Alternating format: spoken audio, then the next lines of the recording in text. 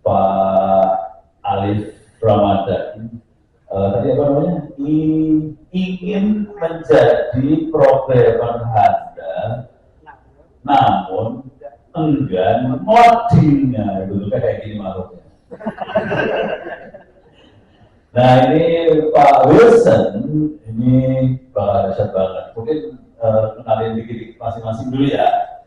Ladies first, cowok first, ladies first saja kali ya. Silahkan Pak Safira. Makasih Pak Ono. Mungkin izin memperkenalkan diri sendiri.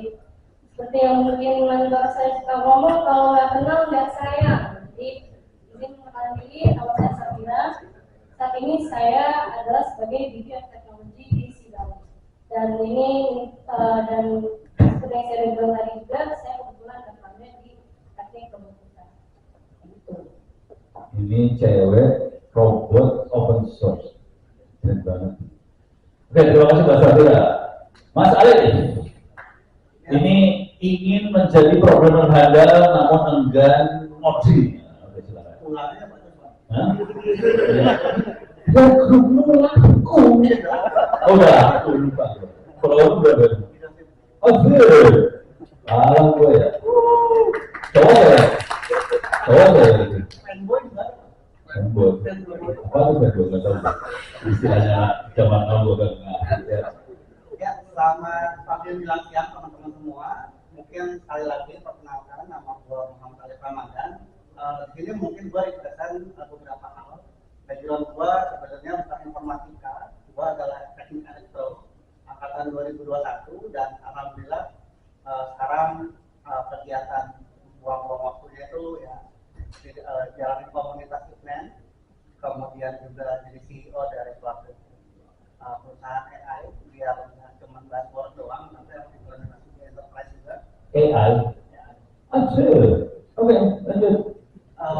Kemudian mungkin akan dua hal tersebut yang mungkin sibuk ya. Alhamdulillah saya jadi belum lulus, masih semester 10 Pak. Kawin juga belum ya? Kawin belum. Udah Pak. Udah. Kawin kan?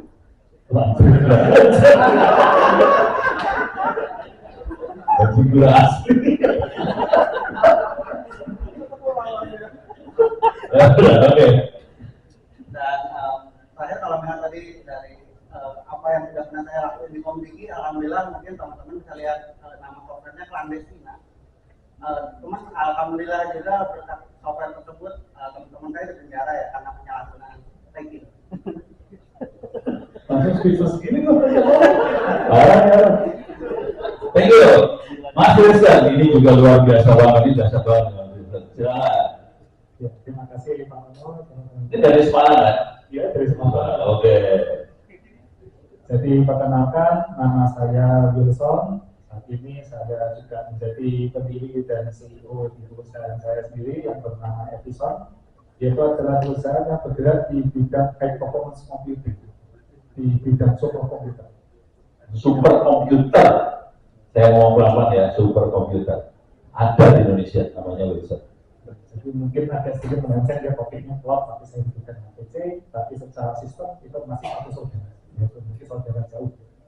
Dan mungkin sedikit pengenalan info lagi, kalau saya dulu aslinya tuh background saya adalah musik sebenarnya. Jadi kalau mau tahu, dulu saya itu adalah orang yang mau mendaftar di ISI Jogja, tapi sama orang tua tidak boleh. Alasannya, kamu musik kan dapat uang dari mana? Jadi karena saya dulu hobi main game, jadi saya tanda kutip masuk di dunia komputer. Jadi mungkin dari seluruh forum ini, itu saya adalah orang yang mungkin paling newbie ya saya, paling newbie di bidang komputer. Karena saya baru mulai belajar komputer itu di tahun 2012. Cuma puji Tuhan karena banyak kegiatan dan banyak hal, termasuk salah satunya adalah dulu saya pernah overclocking, mungkin ada yang tahu overclocking ini, ada tahu ya. Nah dulu kan kita kan menggunakan OS jendela ya dulu ya. Nah cuma dari situ kita ngoprek OS jendela sampai seabsurd mungkin, sehingga di situ saya akhirnya mulai mengenal dunia ngoprek OS. Lalu kemudian sama dosen dikenalkan di bidang HPC dan performance computing, dulu membangun superkomputer berbasiskan Mas Unity. Di situ adalah pertama kali saya belajar Linux. Pertamanya bingung ya, Linux ini apa sih Linux? Nah, tapi lama-lama kok jadi tertarik lama-lama dan jadi senang. Dan situlah akhirnya saya mulai mengenal dunia open source akhirnya misalnya. Karena ternyata untuk membangun sebuah komputer ya kita harus bangun sendiri ya. Ada yang enterprise, cuma ya, karena saya tidak punya uang buat beli enterprise-nya, jadi kita mengembangkan sendiri. Hingga dulu akhirnya belajar di Inggris, dan saya semakin kaget karena di Inggris itu semua unitnya menggunakan OS Linux. Komputer lab menggunakan Linux, komputer perpustakaan menggunakan Linux, bahkan di beberapa pemerintahan juga menggunakan Linux. Dan itulah akhirnya awal pengenalan saya di dunia open source yang akhirnya sampai mendirikan perusahaan terbesar. Nah, cuma tetap tidak dipungkiri kalau saya adalah yang paling newbie di sini. Jadi saya juga mohon bimbingan kepada semua teman-teman yang di sini untuk bisa belajar dan bergabung di dunia community. Dan berarti Mas Alif akan dengan senang hati membimbing Mas Wilson supaya bisa ditahan ya. Pak, saya baru baca 21. Apa? Saya baru baca tahun 2021. Serius tuh. Justru saya masih paling newbie, Pak. Wah, gitu lah.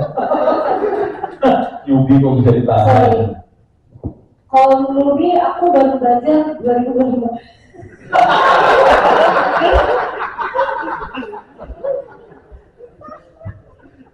Oke, ini keren loh. Oke, nanti teman-teman boleh ini ya, boleh bereaksi, berinteraksi sama teman-teman ini ya. Saya mungkin akan paling nanya 1-2 pertanyaan awal, tapi nanti teman-teman boleh saya persilakan buat nanti membuli juga narasumber yang di sini. Pertanyaan sederhana aja ya. Anda bisa sukses seperti ini, kuncinya apa sih? Gitu. Ini siapa yang jawab duluan boleh? Siapa mau duluan? Yang punya perusahaan mungkin? Yang punya perusahaan. Ini yang minta wanita. Dia punya perusahaan. Tadi berarti 2025. 2025 mulai baca Linuxnya 2025 awal. Serius? Linux 2025, oke 2025, lu 21, lu 2018 ya? Lu paling tua nih dia. Oke, silakan. Kunci sukses supaya bangsa ini bisa seperti Anda. Kan dan tadi mikir ke diri sendiri loh.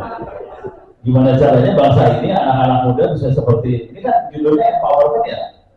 Oke, bukan menyesuaikan sama ini dong, menyesuaikan sama betul ya Pak, harus ya betul ya. Oke, ada silakan.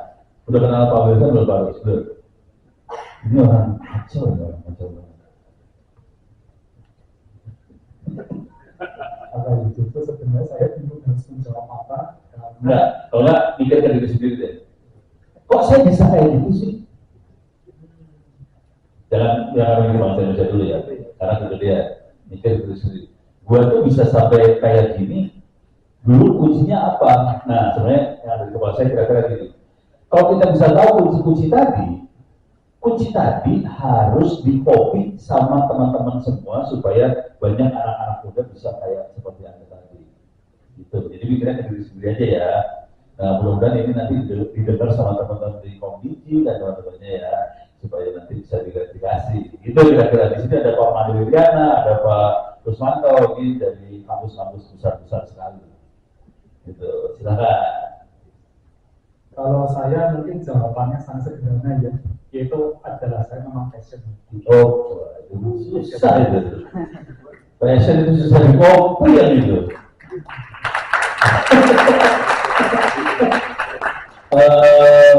Kok bisa passion itu gimana? Mungkin itu sih, memang cukup aneh. Tapi saya dulu memang punya sebuah sifat obsesi sebenarnya. Ketika saya sudah menyukai satu hal, nah terus saya akan mencoba bagaimana caranya saya bisa mendalami hal ini sedalam mungkin. Nah itu termasuk juga di bidang open source juga. Yang tadi itu ya dengan inti dari talkshow yang pertama itu adalah open source itu bisa menjadi sebuah produk yang industrial ketika dia stabil dan ada support. Nah dari situ dalam pengembangan komputer saya di Epsilon itu kita selalu menekankan ke dalam tim. Bagaimana caranya kita bisa membuat platform yang major. Nah, di platform yang major ini itu ternyata ada banyak sekali hal di mana salah satunya adalah itu harus berkembang terus, dan terkadang satu titik itu memang kita harus sakit gila di satu titik. Yaitu adalah ini adalah yang normal adalah seperti ini. Tapi saya nggak mau kalau hanya di sini, kita kembangin lebih jauh lagi. Mungkin mendekati DDX ya, mungkin mendekati DDX. Nah, tapi dari DDX ini, bagaimana caranya supaya dia menjadi platform yang stabil dan bisa direplikasi di apa ya, di berbagai sistem. Ini timnya modding kembali.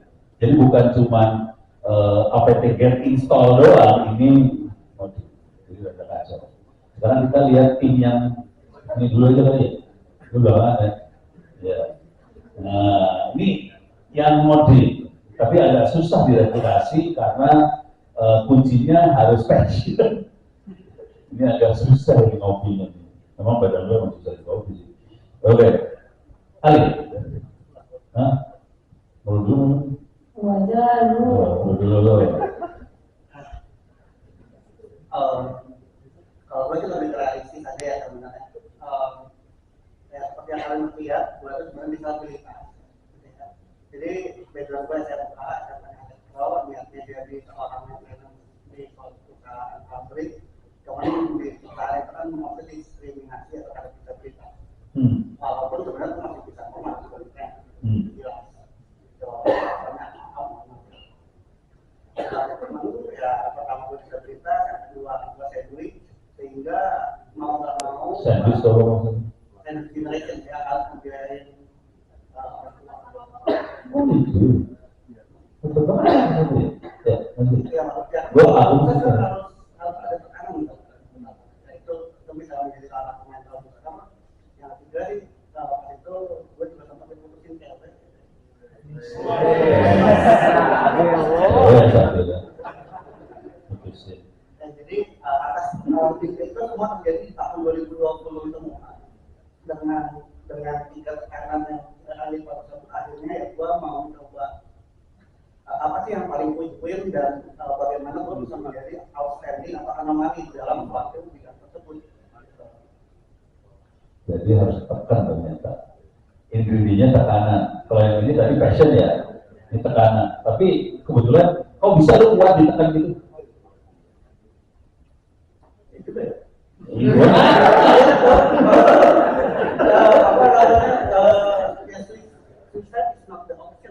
Oh ya jelas loh, gila susah mah. Masuk neraka tuh.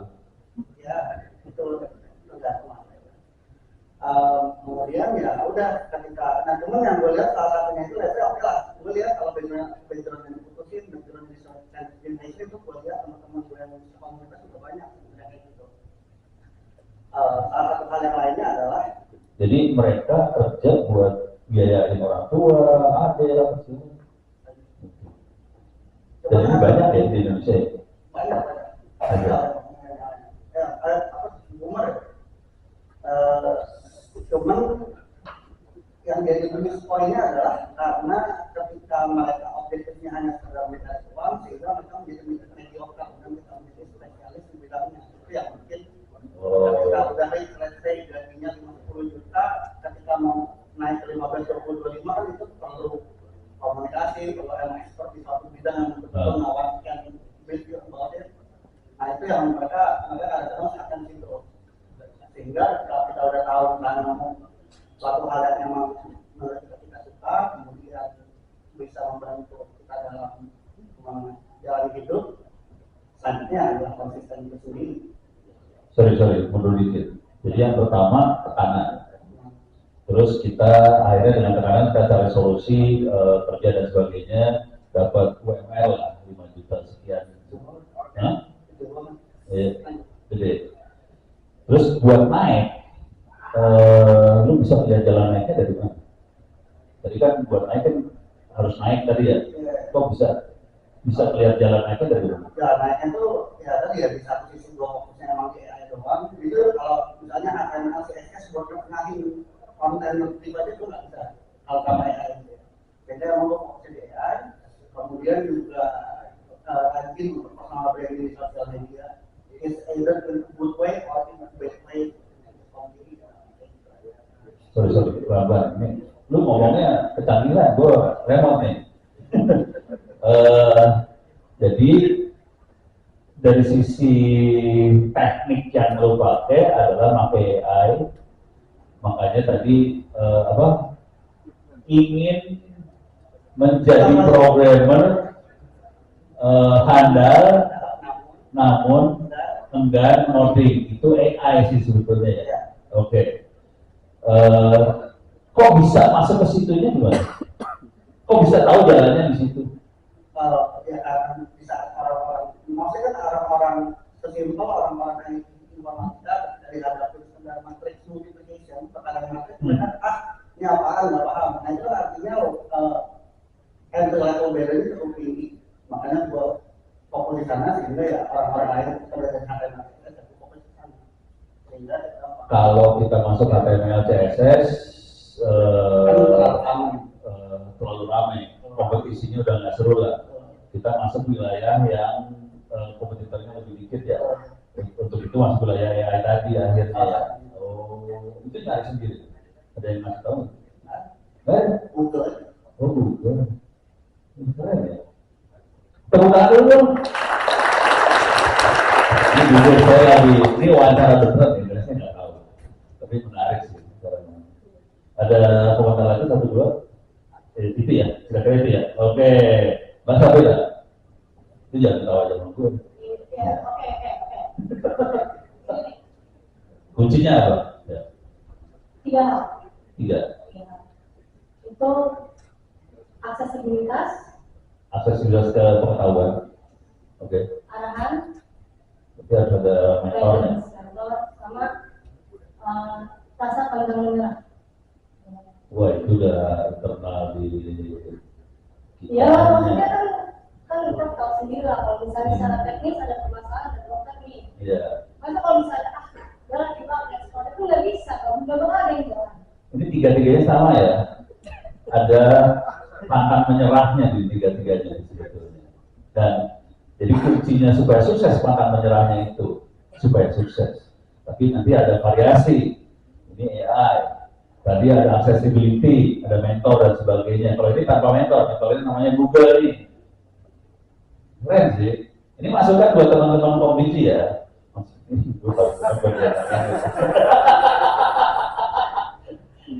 Kalau mau bikin manusia ya bentuknya kayak gini ternyata. Dan mereka tidak perlu saya bertahun-tahun loh. 2025, 2021, 2018. Kita waktu tadi duduk di sini ngomongnya gue udah berapa puluh tahun gitu, tapi jadinya cuma jadi orang tua doang, orang putih doang. Ini keren, jadi punya perusahaan, gitu ya. Sip, oke. Ada lagi? Kayaknya kalau boleh. Boleh. Oke. Kalau misalnya pelajaran sedikit lah, kalau misalnya dalam accessibility itu sebenarnya dalam sisi edukasi. Walaupun misalnya edukasi secara formal atau edukasi secara ya video di YouTube lah ya, kalau misalnya ada yang nonton Fireship gitu, for example. Apa Fireship? Fireship channel YouTube teknis lah. Oh ada. Iya, kayak luar biasa di YouTube. Terus arahan misalnya dari ya para guru, dosen atau trainers atau mungkin atasan di itu arahan personal maksudnya? Ya saya personal lah, tapi bisa dibilang secara general juga.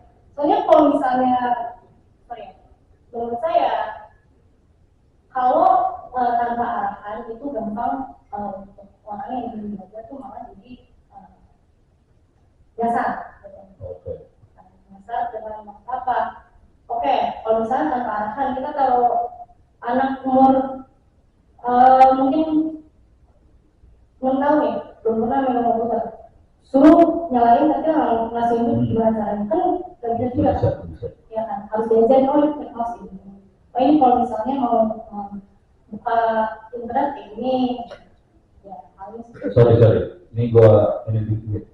Jadi tadi arahan contohnya yang anak yang muda ya. Kalau dia kan arahannya karena dia udah dewasa, mungkin dia bisa nyari sendiri. Berarti mungkin ada thresholdnya dulu. Untuk umur sekian, butuh arahan, sekian oke lah, bisa nyari sendiri gitu. Enggak juga? Sebenarnya kalau misalnya arahan pasti kan dimana-mana kita juga arahan either from someone above atau mungkin validasi dari rekan-rekan kita. Oh, komunitas atau apa ya? Iya kan. Oke. Validasi juga termasuk dari arahan.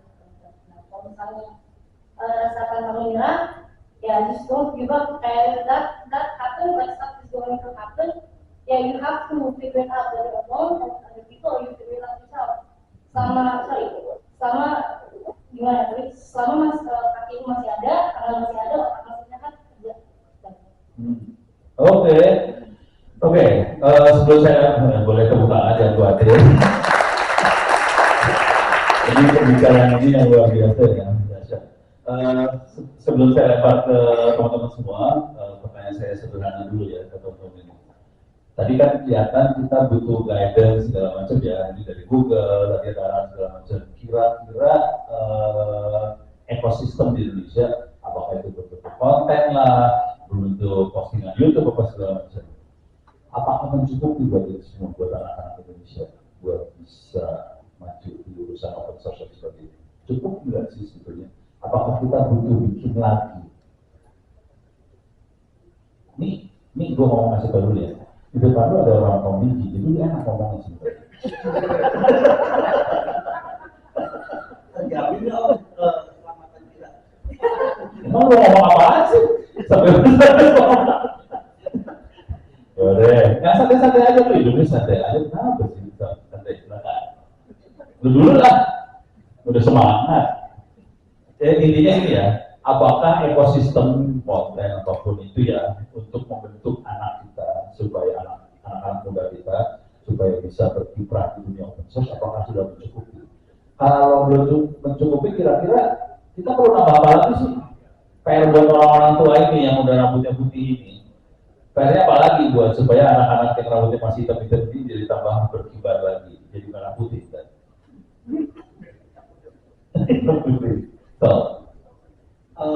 Kalau dalam konteksnya open source itu kurang ya? Jujur kurang. Terus kan tadi juga itu kan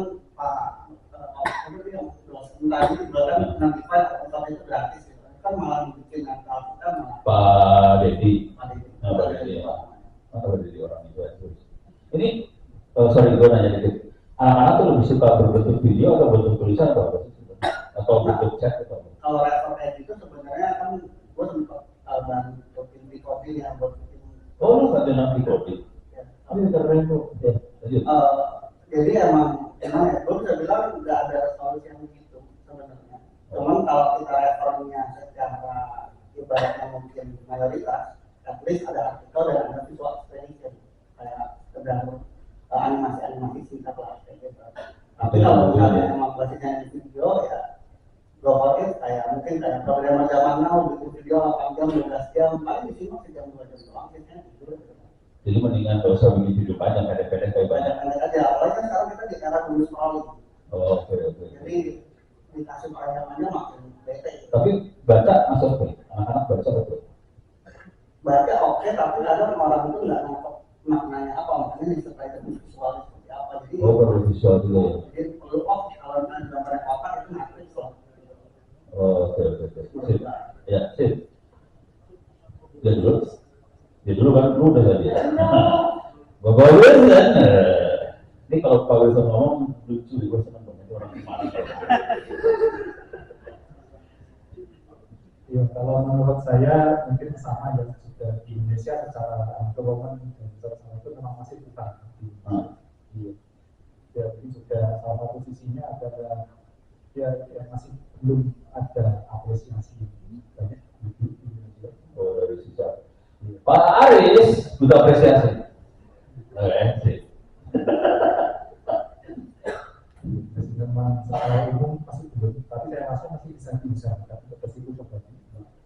Karena mungkin saya tidak begitu familiar tentang bagaimana di bidang lain. Tapi kalau di bidang saya di bidang suku komputer, nah itu di Indonesia belum sama sekali. Nggak ada ya? Bukunya ada nggak? Nggak ada. Ini nggak ada buku segala macam loh. Semua bahasa Inggris semua kan? Kayak itu ada alasan kenapa saya dulu sama dosen di UGM itu sampai disuruh kamu kuliah ke Inggris karena di Indonesia kamu nggak akan dapat ilmu mengenai. Oh gitu ya? Iya, lalu sama dulu saya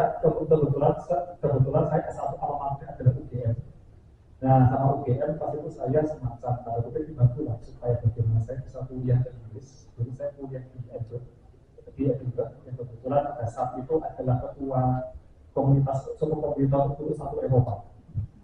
Nah, dan saya di situ belajar sangat banyak tentang dunia suku komputer dan saya kaget mengenai bidang saya ya ini ya mungkin maaf ya saya kalau nggak ada ini di luar negeri itu suku komputer itu sudah menjadi hal yang sangat esensial. Bahkan hingga di level anak SMA pun sudah belajar suku komputer. Jadi itu SMA buat ya itu buat coba komputer itu biasa kita pakai buat simulasi sel, simulasi gitu kan? Iya betul. Dan mungkin salah Gue bingung satu ada saya mau buat apa? dan itu mungkin ya salah satu backend di AI, ChatGPT dan teman-teman itu juga basisnya adalah HPC juga. Tapi yang Itu ada GPU. iya betul. Nah, dia bakal processing juga sih sebetulnya. Iya betul. Oh, Bahkan dulu saya sampai ikut lomba itu kebetulan saya kepilih jadi perwakilan Inggris untuk lomba supercomputing di Jerman. Namanya SCC namanya Student Cluster Competition. Dan saya kaget di situ yang bertanding semuanya adalah anak S1 semua. Yang lu S2 ya? nah saya S2 itu memang dapat spesial Pak. Itu pasti di Edinburgh karena yang S1 belum ada materinya dan ada cuma di S2. Sorry, itu yang terjadi di NAS-nya atau Kominfo-nya? Kalau yang Inggris itu kita dapat sponsor dari Kominfo Inggris. Jadi itu adalah salah satu bagaimana mereka bisa mengenalkan ya HPC dan itu juga sekaligus mengenalkan dunia open source. Karena dulu di Inggris saya pernah tugas jadi pemimpin di mana kita tuh mengenalkan HPC itu anak SMP, Pak. Ya mereka disuruh mengenal ini adalah HPC, kita bangun dengan open source. Karena tahu Eropa itu. Karena kita tahu itu Eropa itu ya cukup sengit dengan topik enterprise di Eropa. Jadi mereka sudah mengenalkan open source itu bahkan di level SMP. SD dan SMP sudah mulai dikenalkan. Mereka ngomong ini adalah sebuah komputer Raspberry buatan EPCC, Edinburgh. Ini dibangun semuanya open source, gratisan semua ya, yang kodenya mereka modif semua. Nah, bagi anak-anak yang mau belajar tentang dunia open source, nah kami tanda kutip dari Kominfo UK itu sudah menyediakan semacam wadahnya. Jadi mereka pas itu ada banyak sekali wadah komunitas dan program ke anak SMP SMA untuk bisa belajar itu. Hingga di level anak SMA pun mereka sudah diajari oprek OS Linux di level SMA sudah mulai. Oprek OS, Ya, bukan install, bukan pakai. oprek. Berarti mau pakainya dong? Iya, dan tanda kutip seperti itu. Jadi mereka sebegitu bisa mengenalkannya dan itu pun ya kita ya semua platform pemerintahan di sana itu semuanya berbasis open source semua yang dikembangkan secara lokal.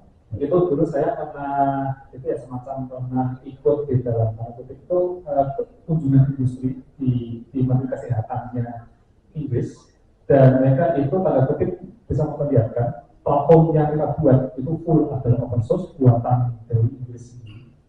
Dan itu pun bagaimana arsitektur data dan itu semuanya dirancang itu juga semuanya dari Inggris sendiri. Jadi mereka sama sekali tidak menggunakan produk luar negeri. Dan itu adalah alasan ya dibilang ya kenapa cloud enterprise seperti AWS dan teman-teman itu kenapa sangat sulit masuk ke Eropa. Karena EU itu memang punya hukumnya untuk mereka bisa mandiri dalam dunia ini. Termasuk juga di bidang superkomputer juga. Itu bahkan mereka semuanya bangun dari bawah sendiri. Dan itu alasan kenapa akhirnya ada lomba SCC. Lomba-lomba itu buat bikin ekosistem manusianya supaya kuat. Pada saat manusia kuat dia bisa melawan Amerika. Ini bagaimana ya? Ini orang lagi mengalahkan ini. Benar nggak sih? Ini kalau orang media ngomong kan gitu kita bisa narasi.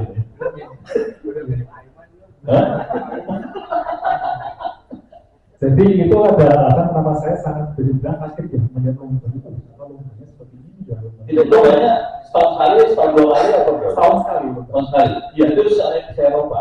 Iya, itu lomba seluruh dunia lomba. Oh dunia. Jadi itu di Eropa itu kita ada konferensi superkomputer namanya ISE, namanya ISE National Supercomputing Conference. Nah itu sekaligus ada lomba ISIS yang diikuti di seluruh dunia.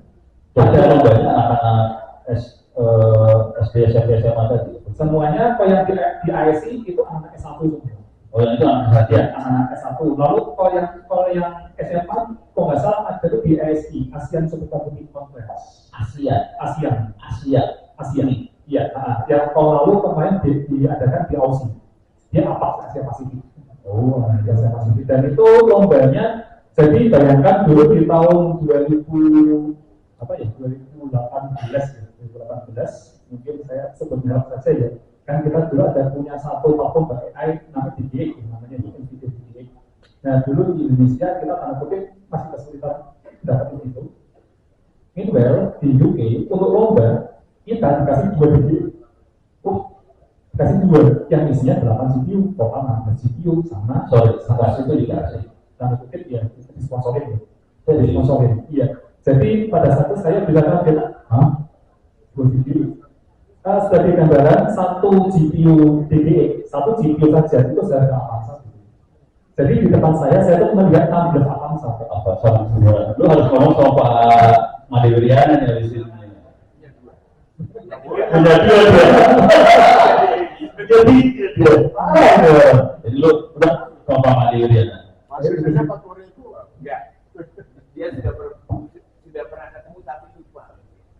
Yang itu dulu ya? Iya. Pengalaman muda ini kurang ajar. Pernah ketemu cuma lupa sama masalah HPC. HPC ya betul. Sama itu AMD ya. Betul sekali Pak, saya masih ingat itu. Dan kebetulan saya dulu juga tahu juga itu ya dari langganan di Infolinux gitu. Itu saya juga sering baca opini gitu. Kalau mainan HPC sama AI itu akan terasa manfaatnya sudah pernah ngobrol dari dulu ya. Iya, semacam itu sih. Karena itu topiknya sangat panjang, tapi intinya tuh untuk bisa membuat HPC yang jumlah fokus ya, kita memang harus ngoprek dari dulu. Kalau kita menggunakan kutip yang produk enterprise, kita akan cukup sulit buat fleksibel, cukup sulit. Betul. Pengalamannya juga begitu ya, kalau kita menggunakan NVIDIA kan dia sudah punya reference software ya buat on top-nya.